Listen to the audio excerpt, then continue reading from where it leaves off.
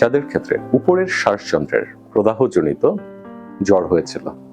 উপরের শ্বাসযন্ত্র বলতে আমরা বোঝাই মূলত নাক থেকে গলা পর্যন্ত আমাদের যে শ্বাসের যে রাস্তাটুকু রয়েছে সেটিকে বোঝানো হয়ে থাকে। এর ভিতর বেশ কিছু অংশ রয়েছে।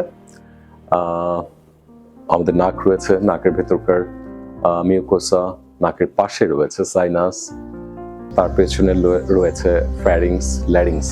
এই অঙ্গগুলো বা এই স্থানগুলো এদের প্রদাহ হলে দেখা যায় যে কাশিটি সহজে সারতে চায় না। কি করণীয়? প্রথম কথা, আপনি অবশ্যই নিকটস্থ একজন রেজিস্টার্ড চিকিৎসকের কাছে যাবেন। তিনি আপনার কাছ থেকে তথ্য নেবে, আপনাকে শারীরিকভাবে পরীক্ষা করবেন এবং খুব সম্ভব তিনি এক্স রে করে দেখবেন, 2-1 পদের ব্লাড টেস্ট করে দেখবেন।